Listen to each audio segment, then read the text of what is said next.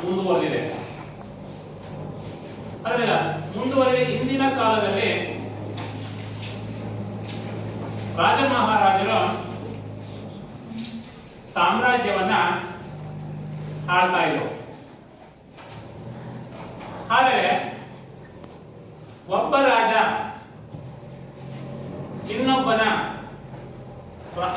ರಾಜನ ಮೇಲೆ ದಂಡೆತ್ತಿ ಹೋಗುವಂತಹ ಸಂದರ್ಭದಲ್ಲಿ, ಯುದ್ಧವನ್ನ ಮಾಡುವಂತಹ ಸಂದರ್ಭದಲ್ಲಿ ಅವನು ಒಂದು ಪ್ರಾಂತ್ಯದಿಂದ ಮತ್ತೊಂದು ಪ್ರಾಂತ್ಯಕ್ಕೆ ಹೋಗ್ಬೇಕಾದಂತ ಸಂದರ್ಭದಲ್ಲಿ ಬಹಳ ಕಷ್ಟ ಇತ್ತು. ಯಾಕೆ? ರಾಜನಿಗೆ ಆಸೆ ಏನು? ಯುದ್ಧ ಮಾಡಿ ಆ ಪ್ರದೇಶವನ್ನ ಆಕ್ರಮಿಸಿಕೊಳ್ಬೇಕು ಅಂತ. ಆದರೆ ಈ ರಾಜ ಮತ್ತೊಂದು ರಾಜನ ಮೇಲೆ ದಂಡೆತ್ತಿ ಹೋಗುವಂತ ಸಂದರ್ಭದಲ್ಲಿ ಆ ಸಾಮ್ರಾಜ್ಯಕ್ಕೆ ಹೋಗ್ಬೇಕಾದಂತ ಸಂದರ್ಭದಲ್ಲಿ ಬಹಳ ವಿಳಂಬ ಆಗ್ತಾ ಇತ್ತು, ನಿಧಾನ ಆಗ್ತಾ ಇತ್ತು. ಯಾಕೆ ನಿಧಾನ ಆಗ್ತಾ ಇತ್ತು? ಹಿಂದಿನವಾಗಿ ಏನಕ್ಕೆ ನಿಧಾನ ಆಗ್ತಾ ಇತ್ತು? ಏನಕ್ಕೆ ಅಂತಂದ್ರೆ ಸರಿಯಾದ ರಸ್ತೆಗಳನ್ನ ಕಲ್ಪಿಸಿರಲಿಲ್ಲ. ಸರಿಯಾದ ರಸ್ತೆಗಳು ಕಲ್ಪಿಸದೇ ಇರುವುದರಿಂದ ನಾವು ಮತ್ತೊಂದು ಪ್ರಾಂತ್ಯಕ್ಕೆ ಹೋಗ್ಬೇಕಾದಾಗ ಏನಾಗ್ತಿತ್ತಪ್ಪ ಅಂತಂದ್ರೆ ರಾಜ ಎಲ್ಲೆಲ್ಲೋ ಬಳಸ್ಕೊಂಡೇ ಹೋಗ್ತಾ ಇದ್ದ. ಹಾಗೆ ಆ ರಾಜನಿಗೆ ಹೋಗ್ಬೇಕಾದಂತ ಅನಿವಾರ್ಯತೆ ಬಹಳ ಇತ್ತು. ಆ ರಾಜನಿಗೆ ಹೋಗ್ಬೇಕಾದಂತ ಅನಿವಾರ್ಯತೆ ಬಹಳ ಇತ್ತು. ಆದ್ರೆ ಸರಿಯಾದ ಸಂಪರ್ಕ ವ್ಯವಸ್ಥೆ ಇರಲಿಲ್ಲ. ಆದರೆ ಇತ್ತೀಚಿನ ದಿನಗಳಿಗೆ ಹೋಲಿಸಿದ್ರೆ ಈಗ ಕರ್ನಾಟಕದಲ್ಲಿ, ಭಾರತದಲ್ಲಿ ಎಲ್ಲ ರಸ್ತೆ ಸಂಪರ್ಕವನ್ನ ಕಲ್ಪಿಸಿಕೊಂಡಿದ್ದಾರೆ. ಕಲ್ಪಿಸಿಲ್ವಾ? ಕಲ್ಪಿಸಿದ ರಸ್ತೆ ಸಂಪರ್ಕ ಇದೆಯಾ ಇಲ್ವಾ? ರಸ್ತೆ ಸಂಪರ್ಕ ಕಲ್ಪಿಸಿದೆ. ಈ ರಸ್ತೆ ಸಂಪರ್ಕವನ್ನು ಕಲ್ಪಿಸಿರುವುದರಿಂದ ನಾವು ಒಂದು ಕಡೆಯಿಂದ ಮತ್ತೊಂದು ಕಡೆಗೆ ನಾವು ಸುಲಭವಾಗಿ ಸಂಪರ್ಕವನ್ನ ಸಾಧಿಸಬಹುದು. ಈಗ ನೀವು ಇವತ್ತು ಶಾಲೆಗೆ ಬಂದಿದ್ದೀರಿ, ನೀವು ಯಾವ್ಯಾವುದೋ ಹಳ್ಳಿಗಳಿಂದ ಇವತ್ತು ನೀವು ಈ ದೊಡ್ಡ ಮಟ್ಟದ ಶಾಲೆಗೆ ಬಂದು ನೀವು ಸಂಪರ್ಕವನ್ನ ನೀವು ಕಲ್ಪಿಸಿಕೊಂಡಿದ್ದೀರಿ. ಇಲ್ಲಿಗೆ ರಸ್ತೆ ಸಂಪರ್ಕವೇ ಇಲ್ಲದೆ ಇದ್ರೆ ನೀವು ನಡೆದಾಡ್ಕೊಂಡು ಎಲ್ಲೆಲ್ಲೋ ಅಡ್ಡಾದಿಡ್ಡಿಯಲ್ಲಿ ಬಳಸ್ಕೊಂಡು ಶಾಲೆಗೆ ಬರಬೇಕಾಗಿತ್ತು. ಆಗ್ತಿದ್ದು ನಿಜದ ಇದು.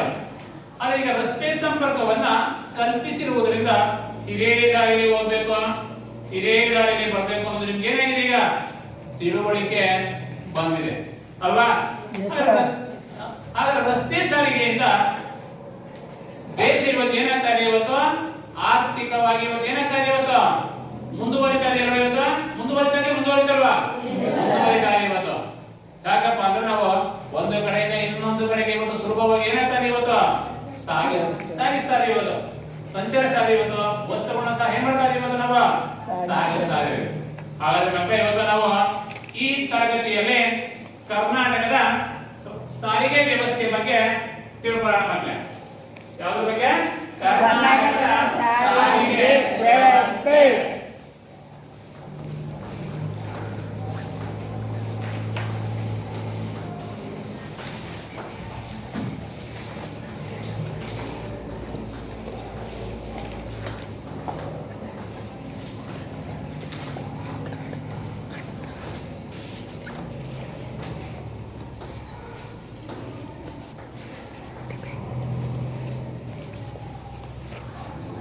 ಭಾರತ ದೇಶ ಒಂದು ಆರ್ಥಿಕವಾಗಿ ಅಭಿವೃದ್ಧಿಯನ್ನ ಸಾಧಿಸುತ್ತಿರುವಂತ ರಾಷ್ಟ್ರ.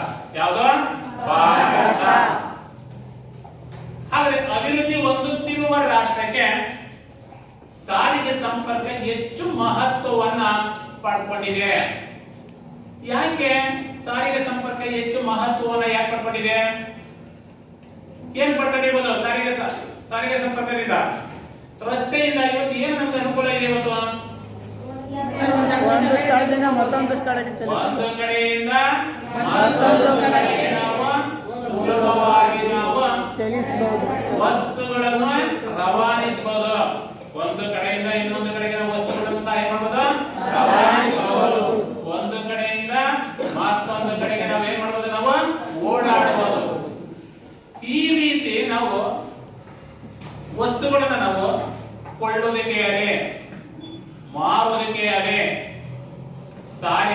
ಸಂಪರ್ಕ ಬಹಳ ಹೆಚ್ಚು ಮಹತ್ವವನ್ನ ಪಡ್ಕೊಂಡಿದೆ. ನಿಜ ತಾನೆ ಅಲ್ವಾ? ನಾವು ಅದಕ್ಕೆ ನಾವು ಇವತ್ತು ಹಣ ನೀಡಿ ವಸ್ತುಗಳನ್ನ ಇವತ್ತು ಸುಲಭವಾಗಿ ಈ ಸಂಪರ್ಕವನ್ನ ಸಾಧಿಸಿರುವುದರಿಂದ ನಾವು ವಸ್ತುಗಳನ್ನ ಸುಲಭವಾಗಿ ನಾವು ಏನ್ ಮಾಡ್ತಾ ನಾವು ಇವತ್ತು ಪಡ್ಕೊಳ್ತಾ ಇವತ್ತು. ಆದ್ರಿಂದ ದೇಶ ಇವತ್ತು ಏನಾಗ್ತಾ ಇದೆ, ಆರ್ಥಿಕವಾಗಿ ಅಭಿವೃದ್ಧಿಯನ್ನ ಸಾಧಿಸ್ತಾ ಇದೆ. ಯಾಕಪ್ಪ ಅಂತಂದ್ರೆ ಎಲ್ಲಾ ರಾಷ್ಟ್ರಗಳು ಯಾವುದೇ ಸಂಪನ್ಮೂಲಗಳಲ್ಲಿ ಸ್ವಯಂ ಪರಿಪೂರ್ಣತೆಯನ್ನ ಸಾಧಿಸಿಲ್ಲ. ಒಂದು ರಾಜ್ಯದಲ್ಲಿ ಹೇರಳವಾಗಿ ಸಿಗ್ತದೆ ಸಂಪನ್ಮೂಲಗಳು, ಇನ್ನೊಂದು ಜಾಗದಲ್ಲಿ ವಿರಳವಾಗಿ ಸಿಗ್ತದೆ ಸಂಪನ್ಮೂಲಗಳು, ಮತ್ತೊಂದು ಜಾಗದಲ್ಲಿ ಸಿಗುವುದೇ ಇಲ್ಲ.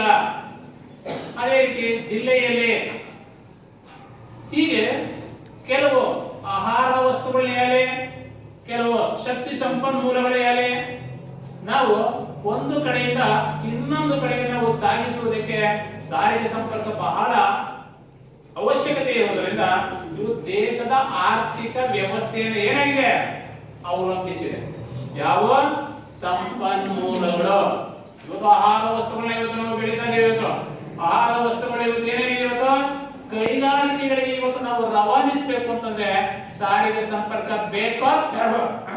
ಸಾರಿಗೆ ಸಂಪರ್ಕ ಬೇಕೋ ಬೇಡವಾ? ಹಾಗಾದ್ರೆ ಕೈಗಾರಿಕೆಗಳಿಗೆ ಕಚ್ಚಾ ವಸ್ತುಗಳನ್ನ ಸಾಗಿಸಿದಂತ ಸಂದರ್ಭದಲ್ಲಿ ಕೈಗಾರಿಕೆಗಳು ಏನಾಗಿದೆ, ಕಚ್ಚಾ ವಸ್ತುಗಳನ್ನ ಸಿದ್ಧ ವಸ್ತುಗಳನ್ನಾಗಿ ಮಾಡ್ತದೆ, ಅಂದ್ರೆ ತಯಾರಿಸಿದೆ. ಕಚ್ಚಾ ವಸ್ತುವನ್ನ ಸಿದ್ಧ ವಸ್ತುವನ್ನಾಗಿ ತಯಾರಿಸಿದಂತ ವಸ್ತುಗಳನ್ನ ಮಾರುಕಟ್ಟೆಗೆ, ಅಂದ್ರೆ ಹೊರ ರಾಜ್ಯಕ್ಕೆ, ಅಂದ್ರೆ ಪಕ್ಕದ ಜಿಲ್ಲೆಗೆ, ತಾಲೂಕುಗಳಿಗೆ, ಊರುಗಳಿಗೆ ನಾವು ಸ್ಥಳಾಂತರಿಸಬೇಕು ಅಂತಂದ್ರೆ ಸಾರಿಗೆ ಸಂಪರ್ಕ ಬೇಕೋ ಬೇಡವಾ? ಸಾರಿಗೆ ಸಂಪರ್ಕ ಬೇಕೇ ಬೇಕು. ಈಗ ಇವತ್ತು ಸಾರಿಗೆ ಸಂಪರ್ಕ ಒಂದು ತೃತೀಯ ರಂಗಕ್ಕೆ ಸಹಕಾರಿ. ಅಂದ್ರೆ ವ್ಯವಸಾಯ ಇವತ್ತು ಕೈಗಾರಿಕೆ ವ್ಯವಸಾಯ ಮುಂದುವರೆದ್ರೆ ಕೈಗಾರಿಕೆಗಳಿಗೆ ಕಚ್ಚಾ ವಸ್ತುಗಳನ್ನ ಇವತ್ತು ನಾವು ಏನ್ ಮಾಡ್ತೀವಿ, ನಾವು ಸಾಗಿಸ್ತೀವಿ. ಕೈಗಾರಿಕೆಗಳಲ್ಲಿ ಇವತ್ತು ಕಚ್ಚಾ ವಸ್ತುಗಳನ್ನ ಏನ್ ಮಾಡ್ತೀವಿ, ಸಿದ್ಧ ವಸ್ತುಗಳನ್ನಾಗಿ ಮಾಡ್ತೇವೆ. ಸಿದ್ಧ ವಸ್ತುಗಳನ್ನ ಏನ್ ಮಾಡ್ತೀವಿ, ನಾವು ಮಾರುಕಟ್ಟೆಗೆ ಮಾರಾಟ ಮಾಡಬೇಕು ಅಂತಂದ್ರೆ ಸಾರಿಗೆ ಸಂಪರ್ಕ ಬೇಕೇ ಬೇಕು. ಅಂದ್ರೆ ಕೈಗಾರಿಕೆಗಳಿಗೆ ಇವತ್ತು ಕಚ್ಚಾ ವಸ್ತುಗಳ ಸಿದ್ಧ ವಸ್ತುವನ್ನಾಗಿ ಮಾಡ್ಬೇಕು ಅಂತಂದ್ರೆ ವಿದ್ಯುತ್, ನೀರು ಬೇಕೇ ಬೇಕು. ನಿಜ ತಾನೆ? ಎಲ್ಲ ಏನಾಗಿದೆಯಪ್ಪ ಅಂದ್ರೆ ಒಂದಕ್ಕೆ ಒಂದು ಪೂರಕವಾಗಿದೆ. ವ್ಯವಸಾಯ ಅಭಿವೃದ್ಧಿಯನ್ನು ಸಾಧಿಸಿದ್ರೆ ಕೈಗಾರಿಕೆಗಳು ಅಭಿವೃದ್ಧಿಯಾಗಿದೆ. ಕೈಗಾರಿಕೆಗಳು ಅಭಿವೃದ್ಧಿಯಾದ್ರೆ ಏನಾಗ್ತದೆ, ಸಾರಿಗೆ ಸಂಪರ್ಕ ಅಭಿವೃದ್ಧಿಯಾಗಿದೆ. ಇವೆಲ್ಲ ಅಭಿವೃದ್ಧಿಯಾದ್ರೆ ದೇಶ ಆರ್ಥಿಕವಾಗಿ ಅಭಿವೃದ್ಧಿಯನ್ನ ಸಾಧಿಸಿದೆ ಅಂತ. ಹಿಂಗೆ ಇವತ್ತು ವ್ಯವಸಾಯದ ಆಹಾರ ವಸ್ತುಗಳೇ ಹೇಳಿ, ಕೃಷಿ ಯಂತ್ರೋಪಕರಣಗಳೇ ಹೇಳಿ, ಇವತ್ತು ಖನಿಜ ಶಕ್ತಿ ಸಂಪನ್ಮೂಲಗಳೇ ಹೇಳಿ, ಇವತ್ತು ನಾವೇನ್ ಮಾಡ್ತಾ ಇವತ್ತು ಒಂದು ಕಡೆಯಿಂದ ಇನ್ನೊಂದು ಕಡೆಗೆ ನಾವು ಇವತ್ತು ಸುಲಭವಾಗಿ ಇವತ್ತು ಏನಾಗಿದೆ, ರಸ್ತೆ ಮಾರ್ಗದ ಮುಖಾಂತರ ಸಂಪರ್ಕವನ್ನ ಇಟ್ಕೊಂಡಿಲ್ವಾ? ಆದರೆ ಮೊದಲನೇದು ರಸ್ತೆ ಸಾರಿಗೆ ಪ್ರಾಮುಖ್ಯತೆ. ರಸ್ತೆ ಸಾರಿಗೆ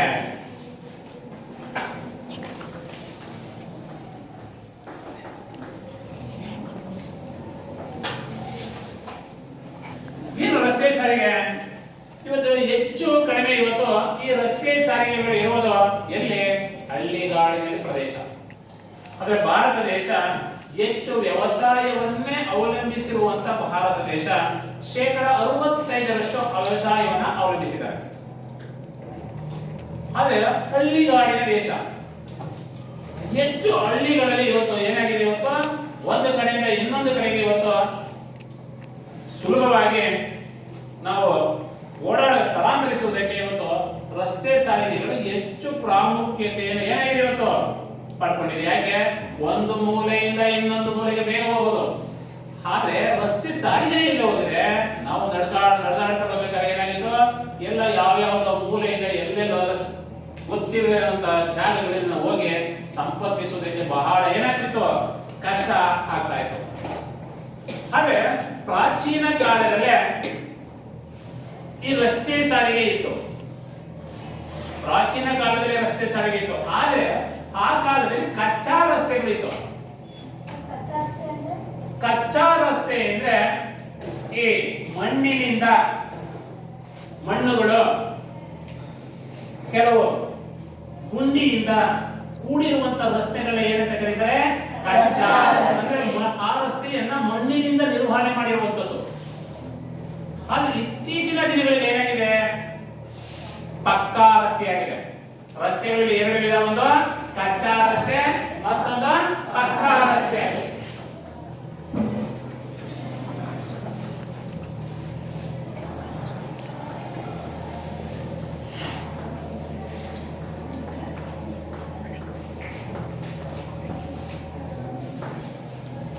ಒಂದು ಕಚ್ಚಾ ಮತ್ತೊಂದು ಪಕ್ಕಾ. ಕಚ್ಚಾ ಅಂದ್ರೆ ಮಣ್ಣಿನಿಂದ ನಿರ್ವಹಣೆ ಮಾಡಿರುವಂತ ರಸ್ತೆನ ಏನಂತ ಕರೀತಾರೆ ಕಚ್ಚಾ ರಸ್ತೆ. ಅಂದ್ರೆ ಭಾರತ ದೇಶಕ್ಕೆ, ಈ ಅಭಿವೃದ್ಧಿ ಹೊಂದುತ್ತಿರುವ ರಾಷ್ಟ್ರಕ್ಕೆ ಈ ಕಚ್ಚಾ ರಸ್ತೆಗಳು ಇದ್ರೆ ದೇಶ ಏನಾಗ್ತದೆ, ಅಭಿವೃದ್ಧಿ ಆಗಲಿ ಹಿಂದುಳಿತದೆ. ಯಾಕಪ್ಪ ಅಂದ್ರೆ ಒಂದ್ ಹಳ್ಳಿಗಾಡಿನ ದೇಶ ವ್ಯವಸಾಯವನ್ನೇ ಅವಲಂಬಿಸಿರುವುದರಿಂದ ಒಂದು ಕಡೆಯಿಂದ ಇನ್ನೊಂದು ಕಡೆಗೆ ಕಚ್ಚಾ ವಸ್ತುಗಳನ್ನೇ ಖನಿಜ ವಸ್ತುಗಳನ್ನೇ ನಾವು ಸುಲಭವಾಗಿ ಸಾಗಿಸುವುದಕ್ಕೆ ಈ ಕಚ್ಚಾ ರಸ್ತೆಗಳು ಏನಾಗಿದೆ, ಅನುಕೂಲಕರವಾಗಿಲ್ಲ. ಪಕ್ಕಾ ರಸ್ತೆಗಳು ಅಂತಂದ್ರೆ, ಪಕ್ಕಾ ರಸ್ತೆ ಇನ್ನೊಂದು ಪಕ್ಕಾ ರಸ್ತೆಯಿಂದ ಏನಪ್ಪಾ ಅಂದ್ರೆ ಜಲ್ಲಿ, ಸಿಮೆಂಟ್, ಡಾಂಬರ್, ಕಬ್ಬಿಣ ಇತ್ಯಾದಿ ವಸ್ತುಗಳಿಂದ ಏನ್ ಮಾಡಿದರೆ ಪಕ್ಕಾ ರಸ್ತೆಗಳನ್ನ ನಿರ್ಮಾಣ ಮಾಡಿರುವಂತದ್ದು. ಯಾವ್ದಿಂದ? ಜಲ್ಲಿ, ಸಿಮೆಂಟ್, ಡಾಂಬರ್, ಕಬ್ಬಿಣ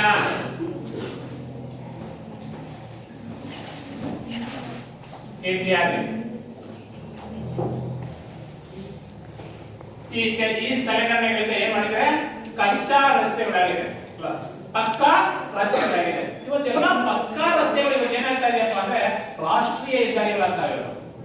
ಪಕ್ಕಾ ರಸ್ತೆಗಳು ಅಂದ್ರೆ ರಾಷ್ಟ್ರೀಯ ಹೆದ್ದಾರಿಗಳು. ಪ್ರಾಚೀನ ಕಾಲದಲ್ಲಿ ರಾಷ್ಟ್ರೀಯ ಹೆದ್ದಾರಿಗಳನ್ನು ನಮಗೆ ಪರಿಚಯಿಸಿಕೊಟ್ಟನು ಯಾರಪ್ಪ ಅಂತಂದ್ರೆ ಲಾರ್ಡ್ ವಿಲಿಯಂ ಬೆಂಟಿಂಗ್. ಯಾರ? Lord William Bentinck. ಬ್ರಿಟಿಷರ ಆಳ್ವಿಕೆಯಲ್ಲಿ ನಮಗೆ ಈ ರಾಷ್ಟ್ರೀಯ ಹೆದ್ದಾರಿಯನ್ನ ನಮಗೆ ಪರಿಚಯಿಸಿಕೊಟ್ಟಂತವನೇ ಲಾರ್ಡ್ ವಿಲಿಯಂ ಬೆಂಟಿಂಗ್. ಯಾಕೆ ಬ್ರಿಟಿಷರ ಕಾಲದಲ್ಲಿ ನಮಗೆ ರಾಷ್ಟ್ರೀಯ ಹೆದ್ದಾರಿಯನ್ನ ಯಾಕೆ ಪರಿಚಯಿಸಿಕೊಟ್ರು?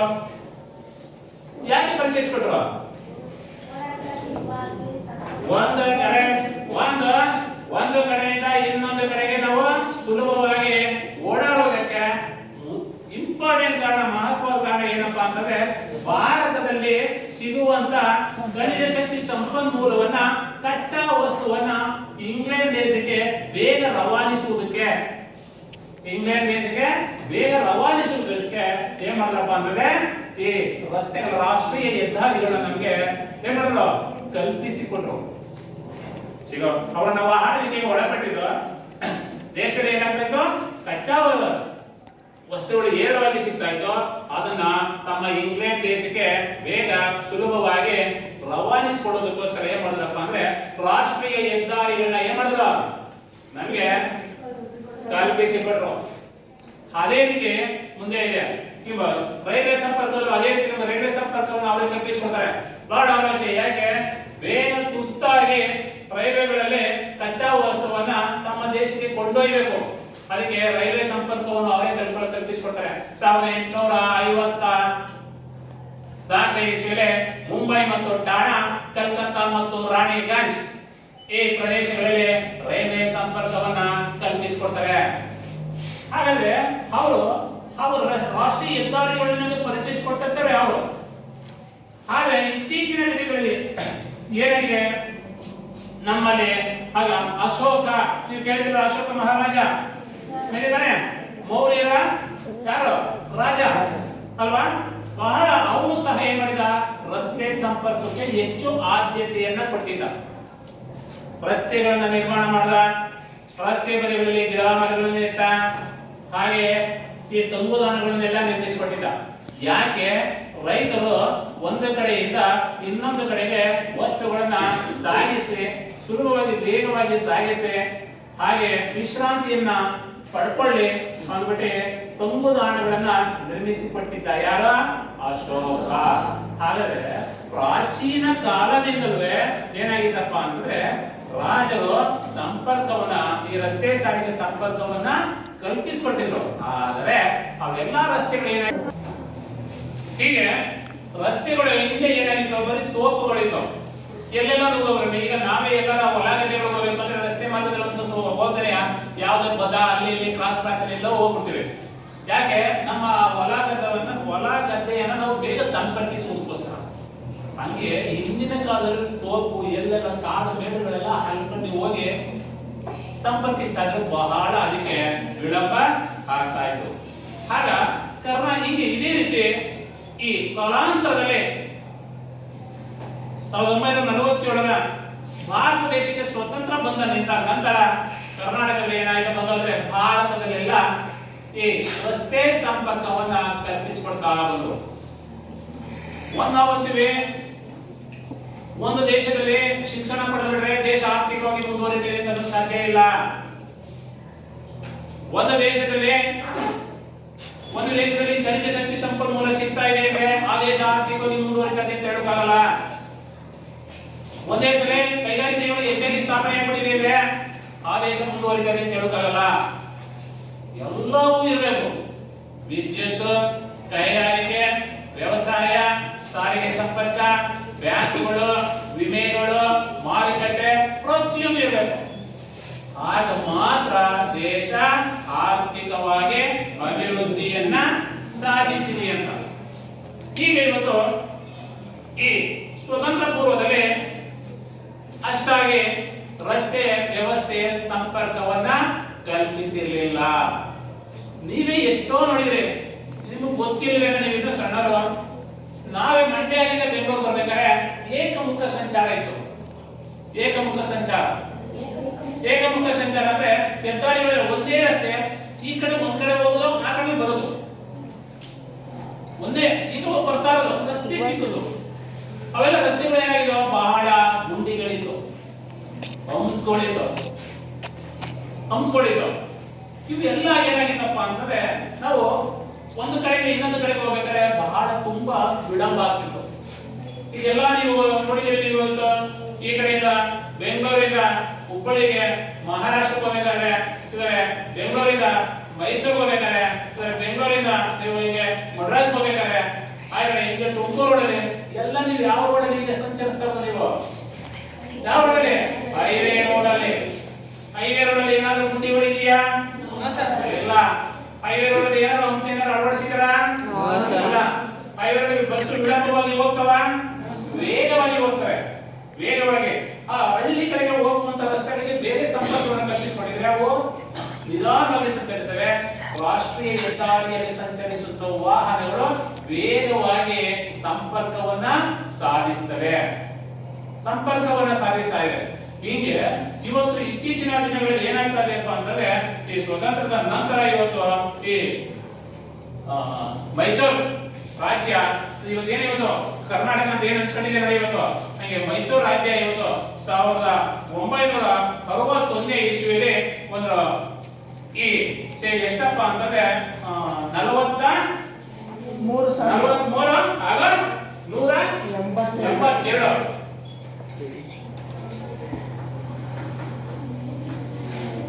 ಏನಿಲ್ಲ 43 182 ಏನಿದೆ ಕಿಲೋಮೀಟರ್.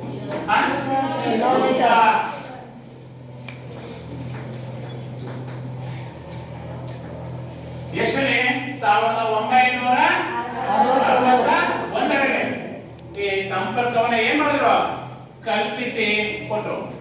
ಆದ್ರೂ ಇವತ್ತು ಇಂದಿನ ನಾವು ಭಾರತ ದೇಶ ಇವತ್ತು ಹೆಚ್ಚು ಆಧುನೀಕರಣಗೊಂಡಿರುವೆ, ಇನ್ನು ಎಷ್ಟೋ ಹಳ್ಳಿಗಳಲ್ಲಿ ಕಚ್ಚಾ ರಸ್ತೆಗಳಿವೆ.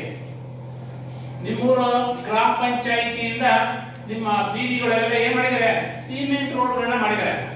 ಆ ಸಿಮೆಂಟ್ ರೋಡ್ಗಳೆಲ್ಲ ಏನಾಗ್ತಾ ಇದೆ ಅಂದ್ರೆ ಕಚ್ಚಾ ರಸ್ತೆನ ಪಕ್ಕಾ ರಸ್ತೆಯನ್ನಾಗಿ ಮಾಡುವುದಕ್ಕೋಸ್ಕರ ಸರ್ಕಾರ ಎಷ್ಟು ಹಣವನ್ನ ಅನುದಾನವಾಗಿ ನೀಡ್ತಾ ಇದೆ ಗ್ರಾಮಗಳಿಗೆ.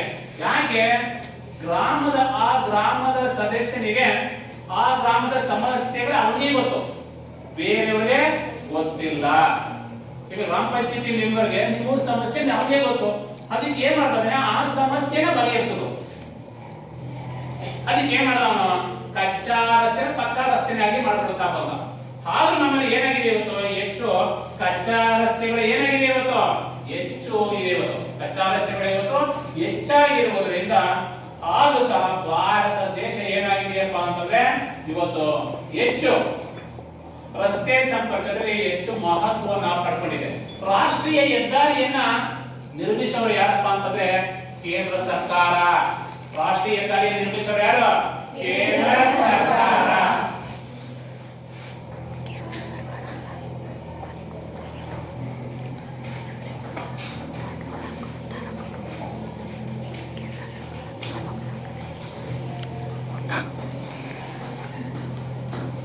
ರಾಷ್ಟ್ರೀಯ ಹೆದ್ದಾರಿಗಳನ್ನು ನಿರ್ಮಿಸ್ತಾ ಇರೋದೇ ಪ್ರಧಾನ ಮಂತ್ರಿಯವರ ಅನುದಾನದ ಅಡಿಯಲ್ಲಿ ಕೇಂದ್ರ ಸರ್ಕಾರ ಏನ್ ಮಾಡ್ತಾ ಇದೆ, ರಾಷ್ಟ್ರೀಯ ಹೆದ್ದಾರಿಗಳನ್ನ ಏನ್ ಮಾಡ್ತಾ ಇದೆ, ನಿರ್ಮಿಸ್ತಾ ಇದೆ. ಇವತ್ತು ಈ ರಾಷ್ಟ್ರೀಯ ಹೆದ್ದಾರಿಗಳು ಇವತ್ತು ನಿರ್ಮಿಸಿರುವುದರಿಂದ ಏನಾಗ್ತಾ ಇದೆಯಪ್ಪ ಅಂತಂದ್ರೆ ಇವತ್ತು ಯಾವುದೋ ಹಳ್ಳಿಯಿಂದ ಯಾವುದೋ ಇವತ್ತು ನಿಮ್ಮ ಅಕ್ಕಪಕ್ಕದ ಹಳ್ಳಿಗಳಿಂದ ನೀವೇನ್ ಮಾಡ್ತೀರಿ, ರಾಜ್ಯದ ಹೆದ್ದಾರಿಗಳನ್ನ ಸಂಪರ್ಕಿಸ್ತೀರಿ. ರಾಜ್ಯದ ಹೆದ್ದಾರಿಗಳನ್ನ ಸಂಪರ್ಕಿಸಿದೆ. ನೀವು ಹಳ್ಳಿಯಿಂದ ಬರ್ಬೇಕಾದ್ರೆ ವಿಳಂಬವಾಗಿ ಬರ್ತೀರಿ. ಯಾಕೆ, ಕಚ್ಚಾ ರಸ್ತೆಗಳು ನೀವು ಮೇನ್ ರೋಡ್ ಬಂದಾಗ ಏನಾಗ್ತದೆ, ರಾಷ್ಟ್ರೀಯ ಹೆದ್ದಾರಿಗೆ ಸಂಪರ್ಕವನ್ನು ಕಲ್ಪಿಸಿಕೊಡ್ತಾರೆ.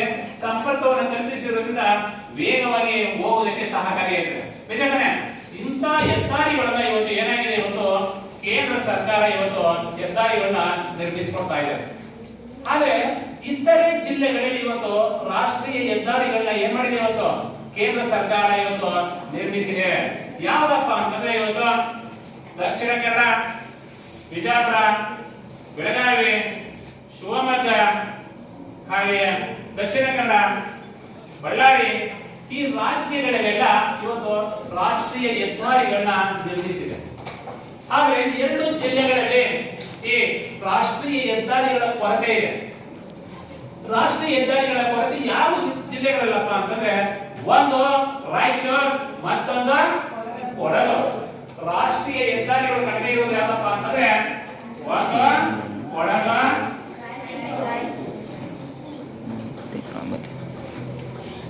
ಯಾಕೆ ಇಲ್ಲಿ ರಾಷ್ಟ್ರೀಯ ಹೆದ್ದಾರಿಗಳನ್ನ ನಿರ್ಮಿಸಿಲ್ಲ? ಬೇರೆ ಇವತ್ತು ತುಮಕೂರಲ್ಲಿ, ಬೆಂಗಳೂರಲ್ಲಿ, ಮಂಡ್ಯ, ಮೈಸೂರು, ಬಳ್ಳಾರಿ, ಈ ಕಡೆ ಎಲ್ಲ ಬೇರೆ ಜಿಲ್ಲೆಗಳಲ್ಲಿ ರಾಷ್ಟ್ರೀಯ ಹೆದ್ದಾರಿಗಳನ್ನ ಸಂಪರ್ಕಿಸಿಕೊಂಡು ದಾವಣಗೆರೆಗೆಲ್ಲ ಎಲ್ಲ ಕಡೆ ಸಂಪರ್ಕಿಸಿಕೊಂಡಿದೆ. ಯಾಕೆ ಎರಡು ಜಿಲ್ಲೆಗಳಿಗೆ ಇವತ್ತು ರಾಷ್ಟ್ರೀಯ ಹೆದ್ದಾರಿಗಳನ್ನ ಕಲ್ಪಿಸಿಕೊಂಡಿಲ್ಲ? ಅರೆ ಒಂದೇ ಏನಪ್ಪಾ ಅಂದ್ರೆ ಕೊಡಗು ಜಿಲ್ಲೆ ಏನಾಗಿದೆ, ಸಮತಟ್ಟಾದ ಪ್ರದೇಶವನ್ನ ಹೊಂದಿಲ್ಲ. ಹೆಚ್ಚು ಬೆಟ್ಟ ಗುಡ್ಡಗಳನ್ನ ಹೊಂದಿರುವುದರಿಂದ, ಸಮತಟ್ಟವಲ್ಲದ ಪ್ರದೇಶಗಳು ಇಲ್ಲದೆ ಇರುವುದರಿಂದ, ಹಗ್ಗು ತಗ್ಗುಗಳು ಇರುವುದರಿಂದ ರಾಷ್ಟ್ರೀಯ ಹೆದ್ದಾರಿಗಳನ್ನ ನಿರ್ಮಿಸೋದಕ್ಕೆ ಆಗಿಲ್ಲ. ಯಾಕಪ್ಪ ಅಂದ್ರೆ ಎಲ್ಲ ಅಂಕು ಡೊಂಕಾಗಿರುವಂತದ್ದು. ಅದನ್ನು ನಿರ್ಮಿಸಬೇಕು ಅಂತಂದ್ರೆ ಕೋಟ್ಯಾಂತರ ರೂಪಾಯಿ ಹಣ ವ್ಯಯ ಆಗುತ್ತೆ. ಅದಕ್ಕೆ ಅಲ್ಲಿ ರಾಷ್ಟ್ರೀಯ ಹೆದ್ದಾರಿಗಳಿಲ್ಲ. ನೆಕ್ಸ್ಟ್ ಇನ್ನೊಂದೇನಪ್ಪಾ ಅಂತಂದ್ರೆ ಕೊಡಗು ಮಲೆನಾಡು ಪ್ರದೇಶದಲ್ಲಿ ಮಳೆ ಯಥೇಚ್ಛವಾಗಿ ಬೀಳ್ತದೆ. ಹಾಗಾಗಿ ಭೂಕುಸಿತ ಆಗುವ ಸಾಧ್ಯತೆ ಬಹಳ ಹೆಚ್ಚು. ಈಗ ಮೊನ್ನೆ ಎಲ್ಲ ನೋಡಿದ್ರೆ ನೀವು, ಮಳೆ ಬಂದಂತ ಸಂದರ್ಭದಲ್ಲಿ ಭೂಕುಸಿತ ಆಗಿ ಲಾರಿ ಮೇಲೆ ಬಿದ್ದ, ಲಾರಿ ಕೊಚ್ಕೊಂಡೋಗಿ ಡ್ರೈವರೇ ಸಿಗ್ಲೇ ಇಲ್ಲ. ಯಾರ ಕೇರಳ ಮೂಲ ವ್ಯಕ್ತಿ ಸಿಗ್ಲೇ ಇಲ್ಲ. ಈ ರೀತಿ ಭೂಕುಸಿತ ಆಗುವ ಸಾಧ್ಯತೆ ಇರುತ್ತೆ. ನೀವು ಒಂದೊಂದ್ಸರಿ ಯಾವ್ದಾರ ರಾಷ್ಟ್ರೀಯ ಹೆದ್ದಾರಿ ಹೋಗುವಂತ ಸಂದರ್ಭ ನೋಡಿ, ಅಲ್ಲಲ್ಲೇ ಬಂಡೆಗಳು ಅಲ್ಲೇ ಕಲ್ಕಲ ತುದಿಯಲ್ಲೇ ರಸ್ತೆ ಪಕ್ಕದಲ್ಲೇ ಇವೆ. ಅವು ಏನಾದ್ರೂ ಮಳೆಗಾಲದಲ್ಲಿ ಭೂಮಿ ಕೊರೆತ ಬಂದಂತ ಸಂದರ್ಭದಲ್ಲಿ ಆ ಕಲ್ಲುಗಳು ದಿಢೀರ್ನೆ ರಸ್ತೆಗೆ ಬಂದು ಬೀಳ್ತವೆ. ಇಲ್ಲರೆ ದಿಢೀರ್ನೆ ನೀವು ಧರ್ಮಸ್ಥಳ ಸರೌಂಡಿಂಗ್ ಹೋದಾಗ ನೋಡಿ, ಎಷ್ಟೋ ಹೋಗುವಂತ ಸಂದರ್ಭ ಹೆದ್ದಾರಿಗಳಿಗೆ ಮಣ್ಣೆ ಕೊಚ್ಕೊಂಡು ಬಿದ್ದಿದೆ. ಈ ರೀತಿ ಆಗುವ ಸಾಧ್ಯತೆ ಇದೆ. ಅದಕ್ಕೆ ಸಮತಟ್ಟವಲ್ಲದ ಪ್ರದೇಶ ಇಲ್ಲದೇ ಇರುವುದರಿಂದ ಹಾಗಾಗಿ ಏನಾಗಿದೆ, ರಾಷ್ಟ್ರೀಯ ಹೆದ್ದಾರಿಗಳನ್ನ ಏನಾಗಿದೆ, ನಿರ್ಮಿಸಿ ಕೊಟ್ಟಿಲ್ಲ. ರಾಷ್ಟ್ರೀಯ ಹೆದ್ದಾರಿಗಳನ್ನ ಏನ್ ಮಾಡಿದೆ, ನಿರ್ಮಿಸಿ ಕೊಟ್ಟಿಲ್ಲ ಇರುವುದರಿಂದ ಅಲ್ಲಿ ಒಂದು ಸ್ವಲ್ಪ ಏನಾಗಿದೆಯಪ್ಪ ಅಂದ್ರೆ ರಾಜ್ಯದ ಹೆದ್ದಾರಿಗಳನ್ನ ನಿರ್ಮಿಸಿರುವಂತದ್ದು, ಜಿಲ್ಲಾ ರಸ್ತೆಗಳನ್ನ ನಿರ್ಮಿಸಿರುವಂತದ್ದು. ಗ್ರಾಮಾಂತರ ಪ್ರದೇಶದಲ್ಲಿ ಕೆಲವು ಸಣ್ಣ ಪುಟ್ಟ ರಸ್ತೆಗಳನ್ನ ನಿರ್ಮಿಸಿರುವಂತದ್ದು. ಅಂದ್ರೆ ಅವು ಗ್ರಾಮೀಣ ಪ್ರದೇಶದವು ಜಿಲ್ಲಾ ರಸ್ತೆಗಳಿಗೆ ಸಂಪರ್ಕವನ್ನ ಇಲ್ಲ ರಾಜ್ಯದ ರಸ್ತೆಗಳಿಗೆ ಸಂಪರ್ಕವನ್ನ ಕಲ್ಪಿಸಿ ಕೊಟ್ಟಿರುವಂತದ್ದು. ಹಾಗೆ ಇವತ್ತು ರಾಷ್ಟ್ರೀಯ ಹೆದ್ದಾರಿಗಳನ್ನ ಕೇಂದ್ರ ಸರ್ಕಾರ ಮಾಡ್ತದೆ ಅಂತ ನಾವು ಹೇಳೋದು. ಈ ಜಿಲ್ಲಾ ರಸ್ತೆಗಳನ್ನ ಯಾರು ಮಾಡ್ತಾರೆ? ಜಿಲ್ಲಾ ರಸ್ತೆಗಳನ್ನ ಯಾರು ನಿರ್ಮಿಸುವಂತದ್ದು? ಜಿಲ್ಲಾ ರಸ್ತೆಗಳನ್ನ ಯಾರಪ್ಪ ಇವತ್ತು ನಮಗೆ ನಿರ್ಮಿಸಿಕೊಡ್ತಾರಪ್ಪ ಅಂತಂದ್ರೆ ರಾಜ್ಯ ಸರ್ಕಾರ. ಯಾವುದು? ರಾಜ್ಯ ಸರ್ಕಾರ. ರಾಜ್ಯ ಸರ್ಕಾರ ನಮಗೆ ಜಿಲ್ಲಾ ರಸ್ತೆಗಳನ್ನ ನಿರ್ವಹಣೆಯನ್ನ ಮಾಡುವಂತದ್ದು. ಇವು ನಿಮ್ಗೆಲ್ಲ ಓದಿದೀವೆಲ್ಲ. ಇವತ್ತು ಈಗ ಕಳೆದ ತಿಂಗಳಲ್ಲಿ ಬೆಂಗಳೂರಲ್ಲಿ ತುಂಬಾ ಮಳೆ ಆಯ್ತು. ತುಂಬಾ ಮಳೆ ಆದಂತ ಸಂದರ್ಭದಲ್ಲಿ ರಸ್ತೆ ಗುಂಡಿಗಳು ಬಹಳ ಹಾಳಾಗಿದ್ದು, ರಸ್ತೆಗಳೆಲ್ಲ ಗುಂಡಿಗಳಾಗಿದ್ದು. ಎಷ್ಟೋ ಸರಿ ವಾಹನಗಳು ಹೋಗ್ತಾ ಮಳೆ ಬಂದು ಆ ಗುಂಡಿಗಳೆಲ್ಲ ನೀರು ತುಂಬಿ ವಾಹನ ಹೋಗ್ತಾ ಇರುವಂತ ಸಂದರ್ಭದಲ್ಲಿ ಗುಂಡಿಗೆ ಬಿದ್ದು ಗಾಡಿನೇ ಎಷ್ಟೋ ಸರಿ ಪಲ್ಟಿ ಆಗಿದೆ. ನೋಡಿಲ್ವಾ? ಆಟೋಗಳು ಪಲ್ಟಿ ಆಗಿದ್ದು, ವಾಹನಗಳು ಮುಂದಕ್ಕೆ ಹೋಗ್ತಾ ಇರಲಿಲ್ಲ, ತಡ್ಕೊಂಡು ಬಿಟ್ಟಿದೆ. ಯಾಕಪ್ಪ ನೀರು ತುಂಬಿರ್ತಿತ್ತು ಗುಂಡಿಗೆ. ರಸ್ತೆಗಳು ಸರಿಯಾಗಿ ನಿರ್ವಹಣೆ ಮಾಡಿರಲಿಲ್ಲ. ರಸ್ತೆಗಳ ಸರಿಯಾಗಿ ನಿರ್ವಹಣೆ ಮಾಡಿಲ್ಲ.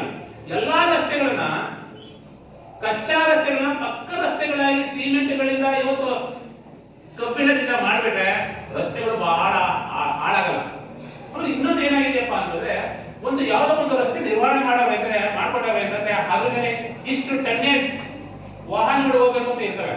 ಅದಕ್ಕಿಂತ ಏನ್ ಮಾಡಿದ್ರು, ಯಥೇಚ್ಛವಾಗಿ ಟ್ರಿಪ್ಪರ್ ಲಾರಿಗಳು ಮರಳು ಕಲ್ಲುಗಳು ಎಲ್ಲ ತುಂಬಿಕೊಂಡು ಹೋಗ್ತದೆ. ಹಾಗಾದ್ರೆ ಭೂಮಿ ಏನಾಗುತ್ತೆ? ಆ ಟೈಮಲ್ಲಿ ಕುಸಿತ ಆಗುತ್ತೆ, ಭೂಮಿ ಕುಸಿತ ಆಗುತ್ತೆ. ಅಂತ ರಸ್ತೆಗಳಲ್ಲಿ ಓಡಾಡುವ ವಾಹನಗಳಿಗೆ ಏನ್ ಮಾಡ್ಬೇಕಪ್ಪ ಅಂದ್ರೆ ಈ ಕಬ್ಬಿಣಗಳಿಂದ ಸಿಮೆಂಟ್ಗಳಿಂದ ಆ ರಸ್ತೆಗಳನ್ನ ನಿರ್ವಹಣೆ ಮಾಡಿದ್ರೆ ಆ ರಸ್ತೆಗಳು ಹಾಳಾಗುವ ಸಾಧ್ಯತೆ ಇರಲ್ಲ. ಆದ್ರೆ ಇಷ್ಟೇ ಟನ್ನೇಜ್ ಹಾಕಬೇಕು ಅಂತಿರ್ತಾರೆ, ಅಷ್ಟು ಟನ್ನೇಜ್ ತಗೊಂಡು ಹೋಗ್ತಾರೆ. ಲಾರಿ ಹೋಗ್ತಾ ಇರ್ಬೇಕು ನೋಡಿ, ಭೂಮಿ ಏನಾಗ್ತದೆ ಸಣ್ಣ ಸಣ್ಣ ಸಣ್ಣದಾಗಿ ಬಿರುಕುಡ್ತಾ ಇರ್ತದೆ. ಆಮೇಲೆ ಅದು ಮಳೆಗಾಲ ಬಂದ್ರೆ ಅವೇ ಎಲ್ಲ ಡಾಂಬರು ಎಲ್ಲ ಎದ್ದೋಗಿ ಜಲ್ಲಿಗಳೆಲ್ಲ ಮೇಲೆ ಕೆತ್ಕೊಳ್ತಾರೆ. ಅದಕ್ಕೆ ಕೆಲವು ಈ ಜಿಲ್ಲೆಗಳಲ್ಲಿ ಏನ್ ಮಾಡಿದ್ರು ನೋಡಿ, ಟ್ರಿಪ್ಪರ್ ಲಾರಿಗಳನ್ನ ಓಡಾಡಿಕೆ ಬಿಡಲ್ಲ. ಟ್ರಿಪ್ಪರ್ ಲಾರಿಗಳು ಓಡಾಡಿಕೆ ಬಿಡಲ್ಲ ಜಾಸ್ತಿ. ಅಲ್ಲ, ರಸ್ತೆಗಳು ಹಾಳಾಗ್ತವೆ ಅಂತ ಯಾವ ಭಾಗದಲ್ಲಿ ಓಡಾಡ್ಬೇಕು ಆ ಭಾಗದಲ್ಲಿ ಓಡಾಡ್ಬೇಕು. ಆದ್ರೆ ಏನ್ ಮಾಡ್ತಾರಪ್ಪ ಅಂತಂದ್ರೆ, ನಮ್ಮಲ್ಲಿ ಈ ಕಾನೂನಿನ ಸುವ್ಯವಸ್ಥೆ ಸರಿ ಇಲ್ಲ ಇರೋದ್ರಿಂದ ಏನ್ ಮಾಡ್ತಾರೆ, ಯಾವ್ಯಾವ ಈ ಪೊಲೀಸರಿಗೆ ಹಣ ಕೊಟ್ಟಲ್ಲಿ ವಾಹನಗಳ ಸಂಚಾರ ಸ್ಥಳದಿಂದ ರಸ್ತೆಗಳು ಈಗಲೂ ಸಹ ಹಾಳಾಗ್ತಾ ಇದೆ. ಆಮೇಲೆ ನೋಡಿ, ನಿಮ್ಮ ರಸ್ತೆ ಇವತ್ತು ಮಾಡ್ಕೊಂಡು ಹೋಗಿದೆ, ಯಾರೋ ಈ ಕಡೆಯಿಂದ ಪೈಪ್ ಕೂತ್ಕೊಳ್ಳೋಕೆ ರಸ್ತೆ ಹೊಡ್ಕ ತಗೊಂಡೋಗ್ತಾನೆ, ಪೈಪ್ ಕೂತ್ಕೊಂಡು ಹೋಗ್ತಾನೆ. ಅಲ್ಲಿಗೆ ಸರಿಯಾಗಿ ಪುನಃ ಅದಕ್ಕೆ ಡಾಂಬರ್ ಹಾಕುದೇ ಇಲ್ಲ. ಅದೇನಾಗುತ್ತೆ, ಬೇಗ ಪುನಃ ಗುಂಡಿ ಬಿದ್ದು ಹೋಗ್ತದೆ, ಆಕ್ಸಿಡೆಂಟ್ಗಳಾಗ್ತವೆ. ಬೇಗ ಒಂದ್ ಕಡೆ ಇನ್ನೊಂದ್ ಕಡೆ ಬೇಗ ಸಂಚರಿಸಕ್ಕಾಗಲ್ಲ. ಇಷ್ಟೆಲ್ಲ ಸಮಸ್ಯೆಗಳಾಗ್ತವೆ. ಅದಕ್ಕೆ ಸರ್ಕಾರಗಳು ಏನ್ ಮಾಡ್ತಾರಪ್ಪ ಅಂತಂದ್ರೆ, ಕೆಲವು ರಸ್ತೆಗಳನ್ನ ನಿರ್ವಹಣೆ ಮಾಡುವಂತಹ ಜವಾಬ್ದಾರಿಯನ್ನ ಈ ಕೇಂದ್ರ ಸರ್ಕಾರ ಹಾಗೂ ಈ ಜಿಲ್ಲಾ ರಸ್ತೆಗಳು ಆಮೇಲೆ ಗ್ರಾಮೀಣ ರಸ್ತೆಗಳು ಇವನ್ನೆಲ್ಲ ಏನ್ ಮಾಡಿದೆ, ಸರ್ಕಾರ ತನ್ನ ಜವಾಬ್ದಾರಿಯನ್ನ ವಹಿಸಿಕೊಂಡಿದೆ. ಬಹಳ ಇವತ್ತು ಅದೇ ವಹಿಸಿಕೊಂಡಿರುವಂತದ್ದು. ಈ ಜಿಲ್ಲಾ ರಸ್ತೆಗಳನ್ನ ಇವತ್ತು ಏನ್ ಮಾಡಿದೆಯಪ್ಪ ಅಂತಂದ್ರೆ, ಜಿಲ್ಲಾ ಪಂಚಾಯತಿ ವಹಿಸಿಕೊಂಡಿದೆ, ರಾಜ್ಯ ಸರ್ಕಾರ ಮಾಡ್ತಾ ಇದೆ. ಗ್ರಾಮಾಂತರದ ರಸ್ತೆಗಳನ್ನ ಗ್ರಾಮ ಪಂಚಾಯತಿಯಲ್ಲಿ ಇವತ್ತು ವಹಿಸಿಕೊಂಡಿದ್ದಾರೆ. ರಸ್ತೆಗಳನ್ನ ಇವತ್ತು ನಿರ್ವಹಣೆಯನ್ನು ಇವತ್ತು ಜವಾಬ್ದಾರಿಯುತವಾಗಿ ನಿರ್ವಹಿಸ್ತಾ ಇರೋದ್ರಿಂದ ಇವತ್ತು ನಾವು ಒಂದು ಕಡೆಯಿಂದ ಇನ್ನೊಂದು ಕಡೆಗೆ ಏನಾಗ್ತದೆ, ಇವತ್ತು ಸಂಪರ್ಕವನ್ನು ಇವತ್ತು ಕಲ್ಪಿಸಿಕೊಂಡಿದ್ದೀವಿ. ಇವತ್ತು ಅದ್ರ ಜೊತೆಗೆ ಕೆಲವು ರಸ್ತೆಗಳನ್ನ ಅವು ಸರ್ಕಾರ ಮಾಡೋದ್ರ ಜೊತೆಗೆ ಇನ್ನು ಕೆಲವು ಏನ್ ಮಾಡ್ತಾ ಇದ್ದಾರಪ್ಪ ಅಂದ್ರೆ, ಕೆಲವು ರಸ್ತೆಗಳನ್ನ ಸಂಪರ್ಕವನ್ನ ಕಲ್ಪಿಸಿಕೊಡ್ತಾರೆ. ಯಾವುದು ನೀರಾವರಿ ಇಲಾಖೆಯರೋ, ಅರಣ್ಯ ಇಲಾಖೆಯರೋ, ಲೋಕೋಪಯೋಗಿ ಇಲಾಖೆಯವರು ಅದಕ್ಕೆ ಸಂಪರ್ಕವನ್ನು ಕಲ್ಪಿಸಿಕೊಡ್ತಾರೆ. PWD ಲೋಕೋಪಯೋಗಿ ಇಲಾಖೆ, ನೀರಾವರಿಯರು ಅವರು ಒಂದು ಕಡೆಯಿಂದ ಇನ್ನೊಂದು ಕಡೆಗೆ ನಮಗೆ ನೀರನ್ನ ನಮಗೆ ಸಂಪರ್ಕ ಕಲ್ಪಿಸಿಕೊಡ್ಬೇಕಲ್ಲ, ಅವು ಸಹ ರಸ್ತೆಗಳನ್ನ ನಿರ್ಮಾಣ ಮಾಡ್ತಾರೆ. ಆದ್ರೆ ಆ ರಸ್ತೆಗಳಲ್ಲಿ ಯಾವಾಗಿದೆಯಪ್ಪ ಅಂದ್ರೆ, ಅಷ್ಟು ಗುಣಮಟ್ಟದ ರಸ್ತೆಗಳನ್ನ ನಿರ್ಮಾಣ ಮಾಡ್ತಾ ಇಲ್ಲ. ಕಳಪೆ ರಸ್ತೆಗಳನ್ನ ನಿರ್ಮಾಣ ಮಾಡ್ತಾ ಇರೋದು ಯಾರೋ ಈ ಲೋಕೋಪಯೋಗಿಯವರು, ನೀರಾವರಿ ಇಲಾಖೆಯವರು, ಅರಣ್ಯ ಇಲಾಖೆಯವರು. ಅರಣ್ಯದಲ್ಲಿ ಕೆಲವು ಮರಗಳನ್ನ ಕೆಲವು ಕಾಡು ಪ್ರಾಣಿಗಳನ್ನ ರಕ್ಷಣೆ ಮಾಡೋದಕ್ಕೋಸ್ಕರ ಅರಣ್ಯ ಇಲಾಖೆ ಮಾಡಿದ್ರೆ ರಸ್ತೆ ಸಂಪರ್ಕವನ್ನು ಕಲ್ಪಿಸಿಕೊಂಡಿದ್ದಾರೆ. ಅವರೇ ರಸ್ತೆ ಸಂಪರ್ಕವನ್ನು ಕಲ್ಪಿಸಿಕೊಂಡಿದ್ದಾರೆ. ಆದ್ರೆ ಭಾರಿ ವಾಹನಗಳು ಓಡಾಡುವಂತಿಲ್ಲ. ಆ ರೀತಿಯಾಗಿ ಇವತ್ತು ಈ ರಸ್ತೆ ಸಾರಿಗೆಯನ್ನು ಇವತ್ತು ಕಲ್ಪಿಸಿ ಕೊಟ್ಟಿರುವಂತದ್ದು. ಹಾಗೆ ನೆಕ್ಸ್ಟ್ ಇನ್ನೊಂದು ಏನಪ್ಪಾ ಅಂದ್ರೆ, ಈ ರಸ್ತೆ ಸಾರಿಗೆಯಲ್ಲಿ 3 ವಿಧ. ಒಂದು ಸಾರಿಗೆಯಲ್ಲಿ 3 ವಿಧ. ಒಂದು ರಸ್ತೆ ಸಾರಿಗೆ ಆಯ್ತು, ಇನ್ನೊಂದು ಯಾವುದು ರೈಲು ಸಾರಿಗೆ. ಯಾವ ಸಾರಿಗೆ? ರೈಲು ಸಾರಿಗೆ.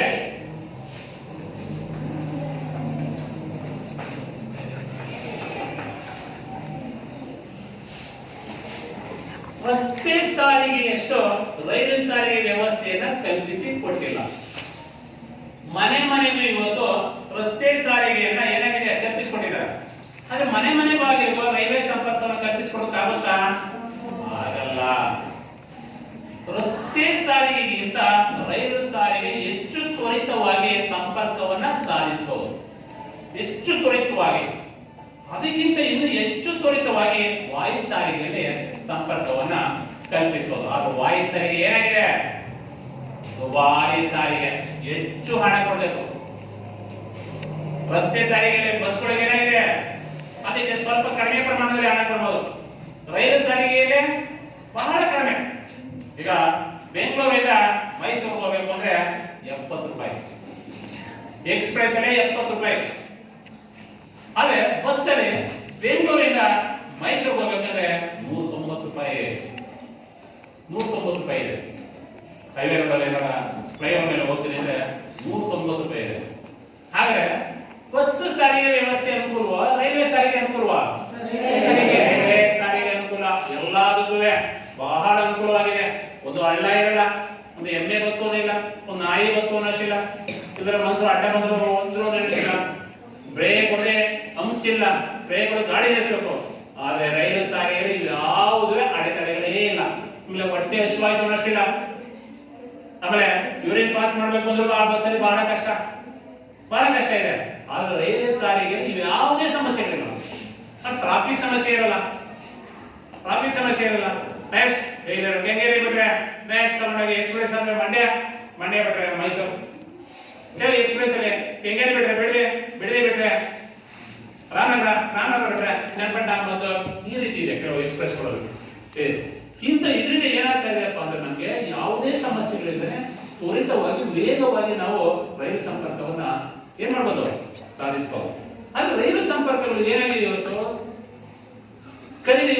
ಎಷ್ಟೋ ವಸ್ತುಗಳನ್ನ ಖನಿಜ ಶಕ್ತಿ ಸಂಪನ್ಮೂಲ, ಆಹಾರದ ವಸ್ತುಗಳಲ್ಲಿ, ರಾಸಾಯನಿಕ ಗೊಬ್ಬರಗಳಲ್ಲಿ ಇವತ್ತು ನಾವು ಹೊರ ರಾಜ್ಯದಿಂದ ತರಿಸ್ಕೊಳ್ಳಿಕ್ಕೆ ಬಹಳ ಸಹಕಾರಿಯಾಗಿದೆ. ಯಾವುದು? ರೈಲು ಸಂಪರ್ಕದಿಂದ. ರೈಲು ಬಸ್ಗಳಿಂದ ತಗೊಂಡು ಬರೋಕ್ಕಾಗಲ್ಲ. ಈಗ ನೋಡಿ, ಟ್ರೈನು ಲಗೇಜ್ ಹೋಗಿಗಳು 18 ಹೋಗಿ 20 ಇದೆ, 18 ಹೋಗಿ 20 ಹೋಗಿ. ಆದ್ರೆ ಬಸ್ಗಳಾಗಿದೆ ಬಹಳ ಕಷ್ಟ ಆಗ್ತಿತ್ತು, ನಿಜ ತಾನೆ? ಹಾಗೆ ಇವತ್ತು ಎಷ್ಟೋ ಜನ ಈ ರೈಲು ಸಾರಿಗೆಯಿಂದ ಎಷ್ಟೋ ಜನರಿಗೆ ಅನುಕೂಲ ಆಗಿದೆ. ಇವತ್ತು ನೋಡಿ, ಮಂಡ್ಯದಿಂದ ಬೆಂಗಳೂರು ಕೆಲಸ ಮಾಡ್ಕೊಂಡು ವಾಪಸ್ ಹೋಗ್ತಾರೆ. ಬೆಂಗಳೂರು ಮಂಡ್ಯ ಅಲ್ಲ, ಮೈಸೂರಿಗೆ ಬರ್ತಾರೆ. ಚಾಮುಂಡಿ ಟ್ರೈನ್ 7 ಗಂಟೆಗೆ ಮೈಸೂರು ಬಿಟ್ರೆ ಮಂಡ್ಯ 7 ನೆಕ್ಸ್ಟ್ ಬೆಂಗಳೂರಲ್ಲಿ 8:45 ಬೆಂಗಳೂರು ಇರ್ತಾನೆ. ಡ್ಯೂಟಿ ಮುಗಿಸ್ಕೊಂಡು ಸಾಯಂಕಾಲ 7 ಮೈಸೂರಲ್ಲಿ ಇರ್ತಾರೆ ಗಾಡಿಗಳು. ಎಷ್ಟೋ ಜನ ಹೋಗ್ತಾರೆ. ಯಾಕೆ? ಪ್ರಯಾಣಿಕರಿಗೆ ತೊಂದರೆನೇ ಆಗಲ್ಲ. ಅನೇಕ ವಸ್ತುಗಳನ್ನ ಒಂದು ಕಡೆಗೆ ಇನ್ನೊಂದು ಕಡೆಗೆ ವೇಗವಾಗಿ ಸಾಗಿಸಬಹುದು. ಪೆಟ್ರೋಲ್, ಡೀಸೆಲ್, ರಾಸಾಯನಿಕ ಗೊಬ್ಬರ, ಕೃಷಿ ಯಂತ್ರೋಪಕರಣ, ಸಲಕರಣೆಗಳು ಇವೆಲ್ಲ ಏನಾಗ್ತಾ ಇದೆ ಇವತ್ತು? ರೈಲು ಸಾರಿಗೆಯಿಂದ ವೇಗವಾಗಿ ತ್ವರಿತವಾಗಿ ಸಾಧಿಸುವಂತ ಸಂಪರ್ಕ ಸಾಧನವಾಗಿದೆ. ಆಮೇಲೆ ನೆಕ್ಸ್ಟ್ ಮುಂದಿನ ತರಗತಿಯಲ್ಲಿ ನಾವು ಈ ವಾಯು ಸಾರಿಗೆ ಬಗ್ಗೆ, ಅಂದ್ರೆ ರೈಲು ಸಾರಿಗೆಗೆ ಏನೇನು ಅನುಕೂಲತೆಗಳಿದೆ, ರೈಲು ಸಾರಿಗೆಗೆ ಯಾವ ಜಿಲ್ಲೆಗಳಲ್ಲಿ ಸಂಪರ್ಕವನ್ನು ಕಲ್ಪಿಸಿಕೊಟ್ಟಿಲ್ಲ, ಅದಕ್ಕೆ ಏನು ಸಮಸ್ಯೆ ಮುಂದಿನ ತರಗತಿಯಲ್ಲಿ ಮಕ್ಕಳೇ ತಿಳ್ಕೊಳ್ಳೋಣ. ಇಲ್ಲಿವರೆಗೆ ನಮಗೆ ಏನ್ ಪಾಠ ಆಗಿದೆ ಅದ್ರ ಬಗ್ಗೆ ಮನೆ ಕೆಲಸ ಕೊಡ್ತೀನಿ, ಅದನ್ನ ನೀವು ಬರ್ಕೊಂಡು ನನಗೆ ಬರ್ಬೇಕು. ಕೆಲಸ ಇದೆಯಾ?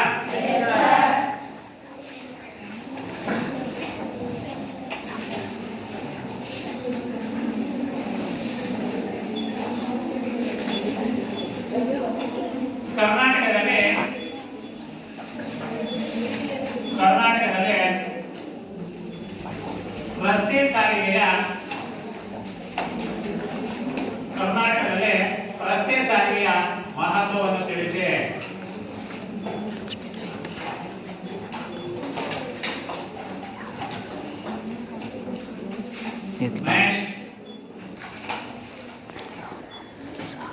ಪಕ್ಕಾ ರಸ್ತೆಗಳೆಂದರೆ ಏನು?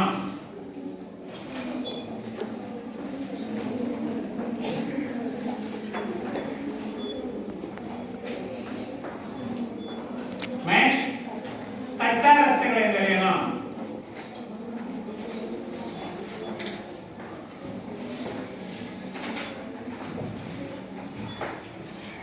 ಇದನ್ನ ನಾಳೆ ನೀವು ಮನೆಯಲ್ಲಿ ಈ ಕ್ವಶನ್ಗೆ ಈ ಪ್ರಶ್ನೆಗಳಿಗೆ ಉತ್ತರವನ್ನ ಬರ್ತಾ ಬರ್ತೀರಾ?